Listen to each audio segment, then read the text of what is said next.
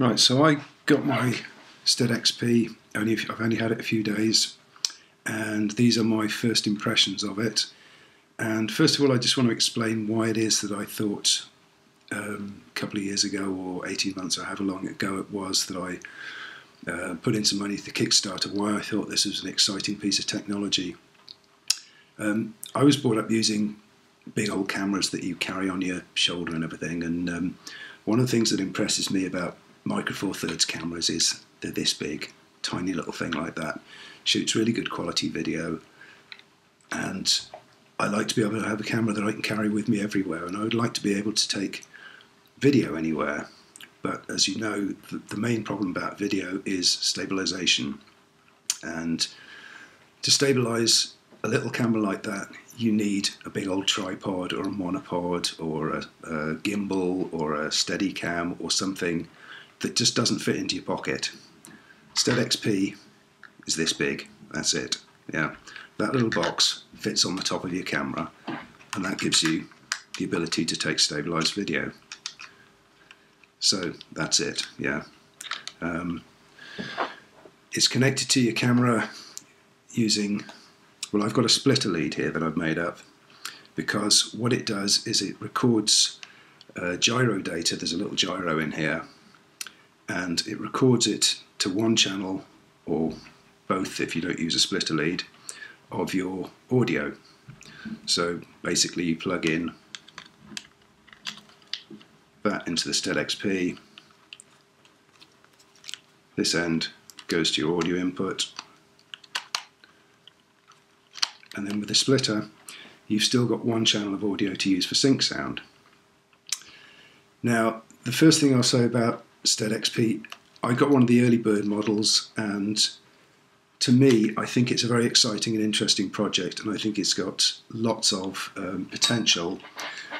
But at the moment it still feels a little bit beta, which obviously it is, you know, fair play to them. I think the software is very good, I think the product itself is very good, but at the moment there are a few little things that need to be ironed out.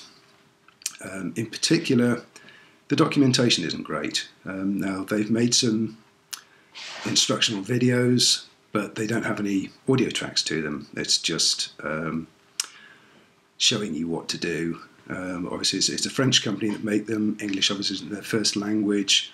So they've gone with these videos, and I was left feeling a little bit in the dark. So I've been feeling my way around using it for the last few days, and I'm just going to give you some of my sort of first impressions. First thing on the practicality of the device itself. Now, there is no on-off switch. It's switched using the plug. So when you plug the thing in,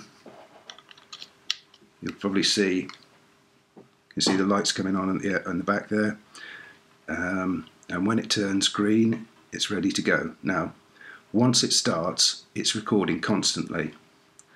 So one of the things which I didn't quite get to start off with is, because it's recording constantly, you can be stopping and starting video with on your camera, but you're going to have one continuous track. Now, it does recommend in there that every time you unplug the thing. Problem with that, to me, is that that is just a little mini jack input, and plugging and unplugging, plugging, unplugging, plugging, unplugging. Eventually, that's going to wear. So first thing, I would say I'd like to see an on-off switch on it, or even just like a record button.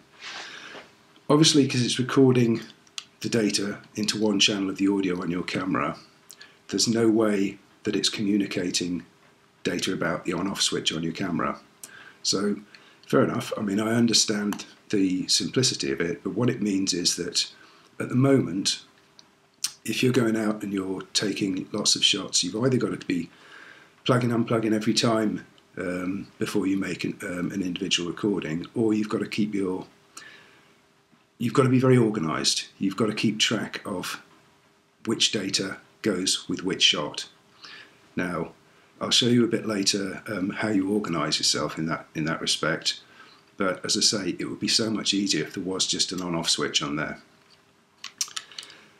So, as I say, what happens when you're out there is that you shoot your video, And when you come back, you've got a series of files. There's a micro SD card in here which is recording the data, and it's recording, as I say, one channel of gyro information, stabilisation information on one channel of your audio. So when you come back and you run it through the software, which I'll go say works very well, you've got to remember, as I say, how many shots you took and relate it to the data files that you've got on your SteadXP. Like I say, if there was an on-off button, you could just turn it off each time. That would make life a whole lot easier. So that's the first thing. So this morning I went out, my wife was going up to see the horses, so I just grabbed the camera, went up there with her, and I thought I'd put it through its paces. And what I found is that you can get very good results so long as you work within those limitations. First of all, like any stabilizer, if you really throw the camera about, it's not going to be able to cope with it. It works by cropping, and I think to some extent reconstructing some of the data at the edges.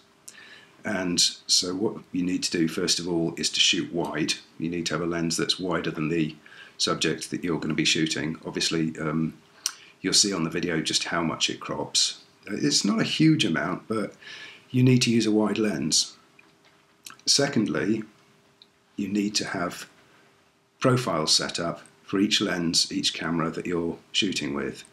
Now, again, you'll see the software comes with a few profiles already, like a GH4 4K using a particular lens, a GoPro, 1080, whatever. But if you're going to be using anything different, you need to use the calibration software to set up your own. So I've set up a profile for G7 4K using the Lumix 20 lens. I also used an Olympus 1260, which I set up profiles for. The profile that I set up for the 20mm seems to work very well.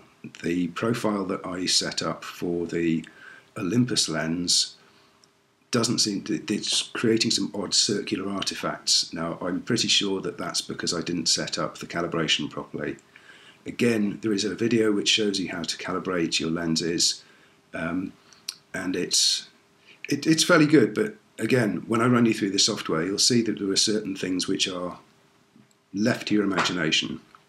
From my limited experience of software development, I've been using Max MSP for sort of 15-20 years.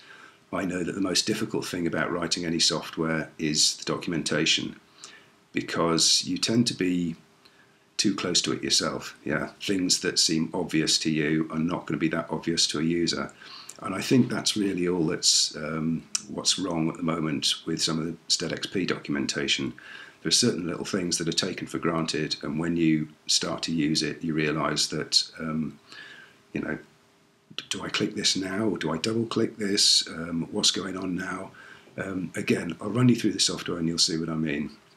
So what I'll do is I'll show you some sample footage that I shot this morning, and then I'll run you through my experience of using the software.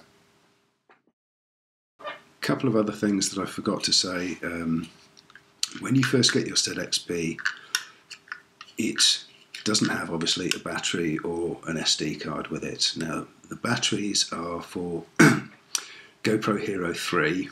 I don't own a GoPro Hero 3, so I had to hurriedly rush out and get some batteries.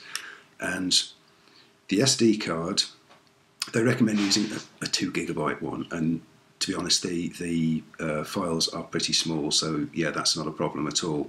But what I did find, the first time I tried using it, when I plugged the cable in, the light was flashing. I think it was kind of 3 times red, 3 times green, which is not what it was supposed to be doing.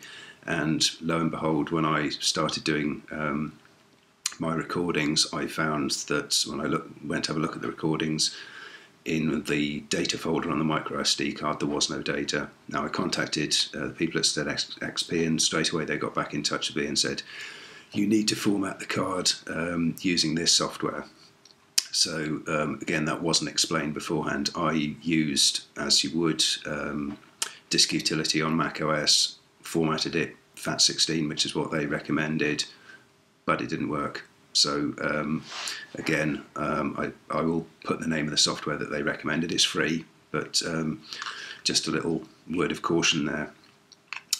The other thing, when I said about organising your data, you might think, oh, well, couldn't I organise the files by the time and date? Well, no, you can't, because you can't set the time and date on the SteadXP.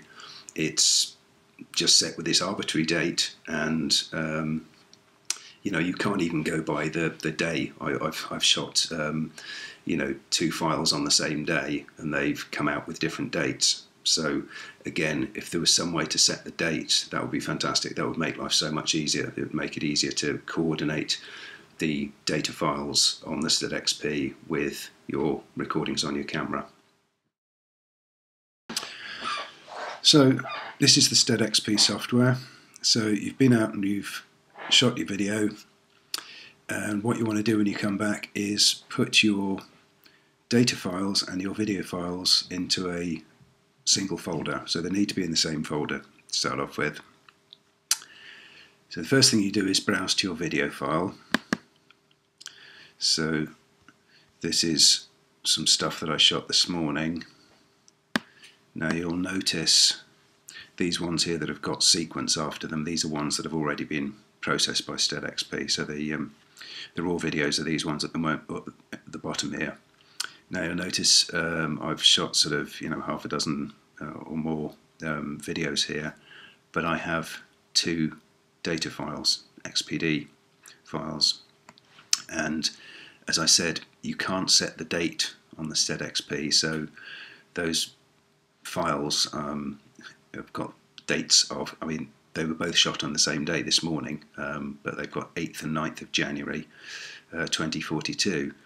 Now obviously what you need to do is to pair up the videos with the correct data file.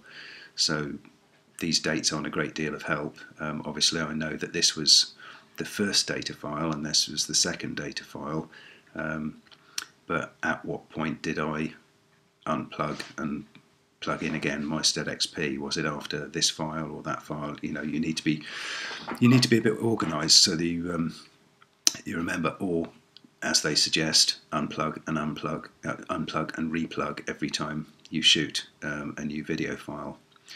Anyway, if we go with the first one, then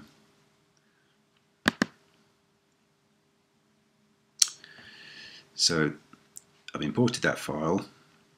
Nothing happens until you click on your profile. Now again, that wasn't made clear in the videos, but this is a profile I've created myself for my G7 shooting in 4K with the Lumix 20mm lens. So to start the processing, I need to click on that, and now you will see that something's happening. It's analysing the audio data. So you wait for that to finish, and you can then select your data file. Now obviously, as this is the first file I shot this morning, I happen to know that it's going to be the first of these 2 XPD files.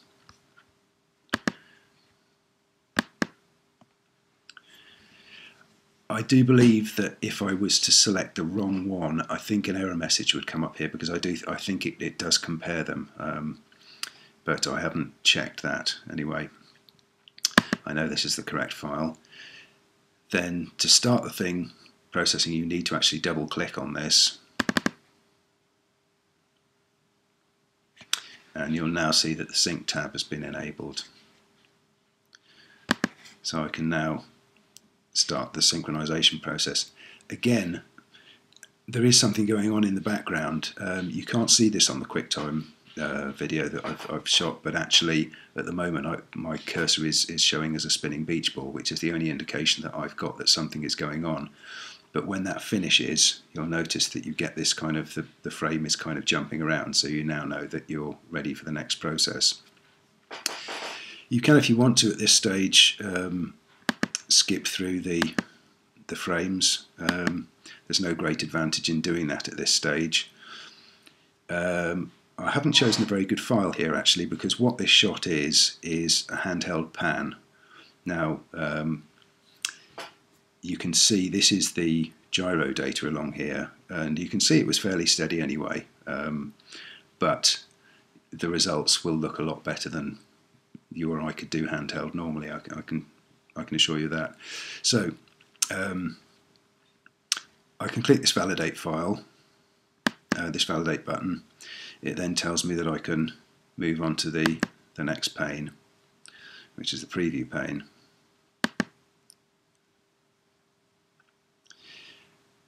Now this gives you some idea of the kind of crop that you're getting. This is what the size of the final image is going to be. Again, I've gone with all the default settings here. I imagine that you could change the crop, but then you're in more chance of losing some of the edge data. But at the moment we'll go with the defaults. You can step if you want to see, if you want to check that you haven't actually on one of the frames gone, moved so suddenly that the software can't cope. Again, you can step through frame by frame. But again, I happen to know that this was it's a pretty steady shot, this one, so I won't do that. This optimize button here, again, there was nothing in the kind of manual or the videos to sort of explain what that's about, but if you click optimize, obviously it's doing something, it's optimizing the video, and then you can go ahead and render. Again, not very clear. You could click render and it would render to the default settings, but if you click the advanced button down here, you can decide what those settings are going to be. I'm happy to go with 16:9 Full HD, H.264, so I'm just going to go ahead and render. You get an opportunity to name the file. I am going to change this because I've already got a file of that name in there, so I'll just call this test.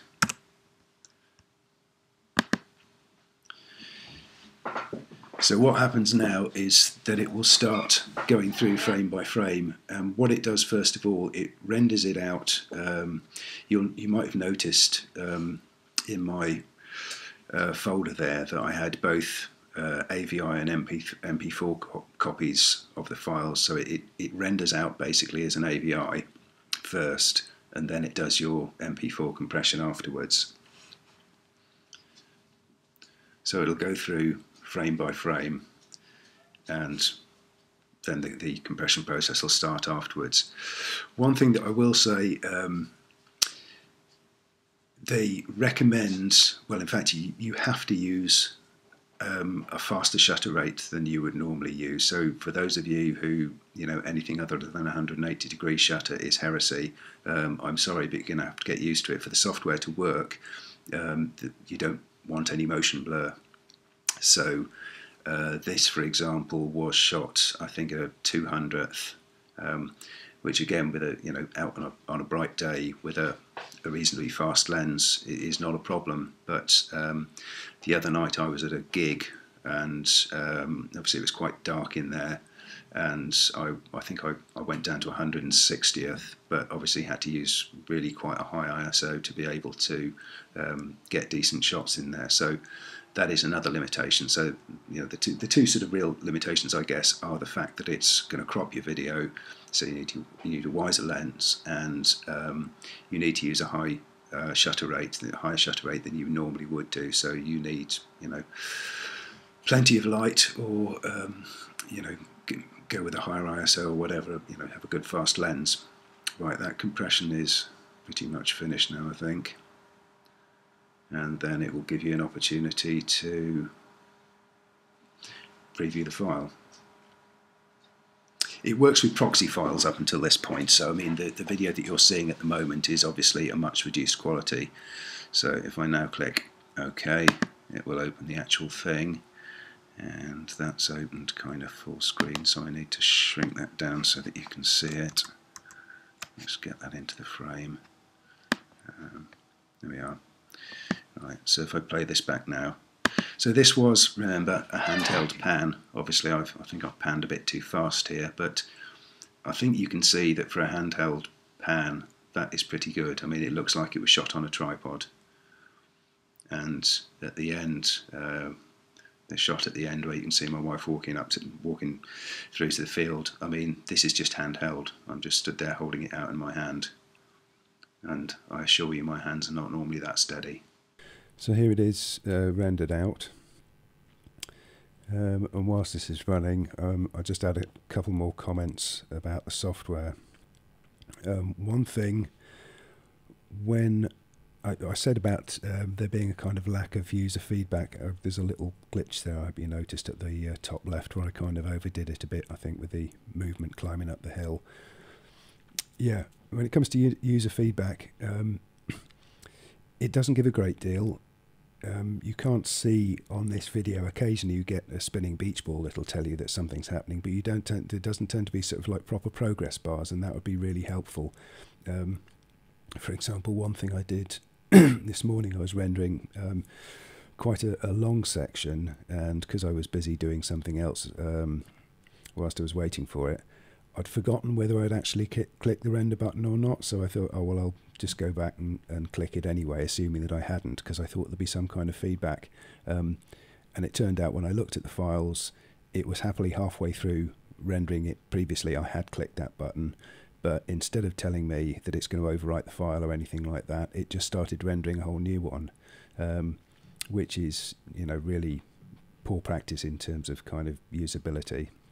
So things like that I think need to be ironed out. Apart from that, I'm pretty impressed overall. Oh, one other thing. On the videos that SteadXP put up, they sort of say that at the beginning of doing your shots, you should do a couple of kind of sudden sort of vertical jerky movements to help kind of calibrate the thing. To be honest, most of the time I forgot to do that, and it didn't seem to make any difference at all. Maybe I'm missing something, but from what I could see, no. And this is interesting here. As I'm walking down the hill here, I think you can see that, you know, we're starting to reach the limits of what it can deal with. Again, it was quite bumpy. I mean, here I'm walking on a flat path. You know, there's no problem at all.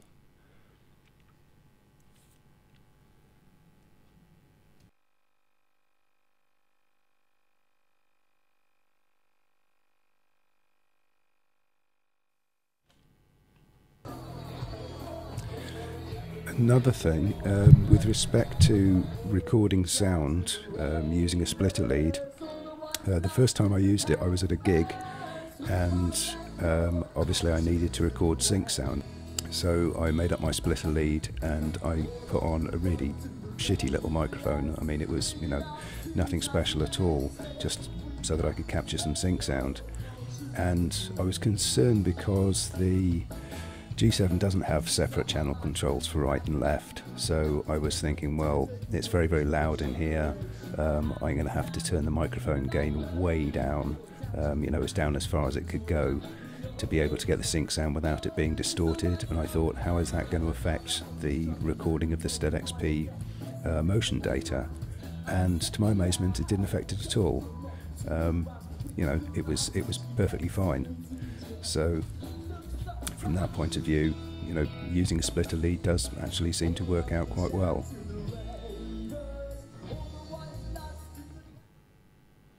So the calibration software, how this works is, first of all, there is a target that you use for calibrating your lens and camera to create the profiles that work in the SteadXP software. And you can either print it or display it on the screen. If you hit display on screen, it goes to full screen, and you can use it on your monitor. If you print it, it's worth bearing in mind that it needs to be printed on A3, and for some reason it's slightly offset as well, which is slightly annoying because they do say you need to keep a clear white border around the outside in your image. What I've done with mine is I printed a copy out and taped it to a whiteboard, which I put on a floor or a table or something like that. And for the purposes of this one, the lens I've used is, I'm just for the hell of it. It's a little Panasonic, Olympus 9mm body cap lens, which is kind of the ultimate point and shoot, really. And it occurred to me that for using with SteadXP, it's the widest lens I have, and in terms of what I was saying about portability, it's also the most portable, so I thought, why not? So I've already done this. I've already done made the calibration video, which I can show you, but we'll go through to the actual calibration process. So what I do now is browse to the video file, which will be this one today.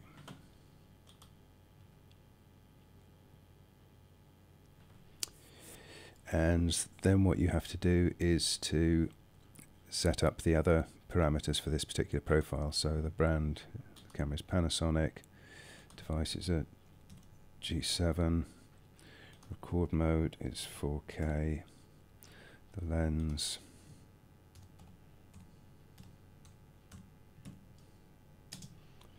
(9mm), and then you've got this down here, this rolling shutter value. Now it's not very clearly explained, but fortunately if you click on this link here, it takes you to a web page where it is explained at SteadXP, and that opens this page which tells you how to get this rolling shutter value. Now what you actually need to do, if your camera is not listed there, is to go to one of these two links. I know the G7 is on this one, on DVX user, and the value is G7 at 4K. There we are, 28.1 milliseconds.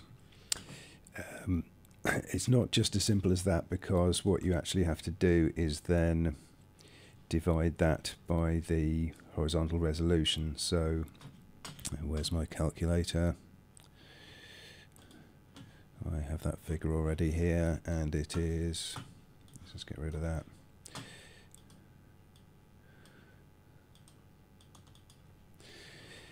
is 0.13. Sorry, 0.013. Okay, so I can go to the next stage. So here's my video, and what you've got to do is to select, it says at least 4 of the corresponding different angles. I will go for 6, which will be 8 even, for the 4 sides and the 4 corners. So if you basically what you do is play the video through, and then hit select frames when you come to one that you think is represents a particular angle well enough. You can tighten this up later, so I'll go one from there, one from there, one from tilted towards me, there, one from there, that corner,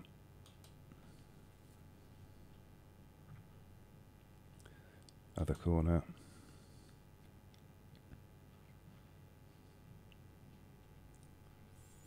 right, not going to take that shot there, because you may see that I didn't have on the top corner there, there was no white space, which is why I came back to try it again. There we are, that'll do.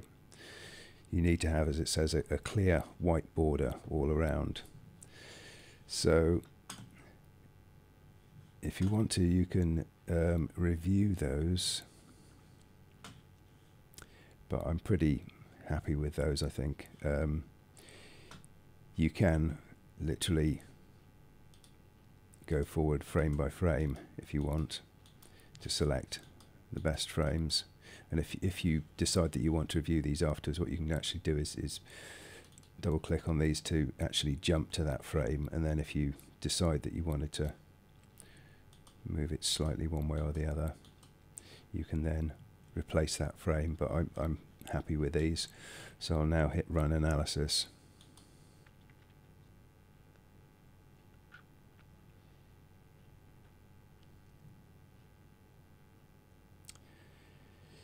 And what you should get is what we have here. It describes this kind of butterfly shape. Yeah, if you get that, then bingo, you're there.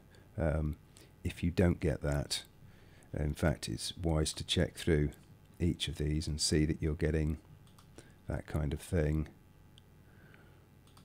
It does show on the manual the kind of image that you don't want to get, which has got sort of strange artifacts in. This looks to me like it's all good. So this is basically showing the distortions of that particular lens. Obviously this one is a sort of almost, well, it is a fisheye, so it's going to have a lot of distortion. If you've got you know, a much more sort of linear lens, then you won't get nearly as much of this kind of shape. But yeah, I'm happy with that.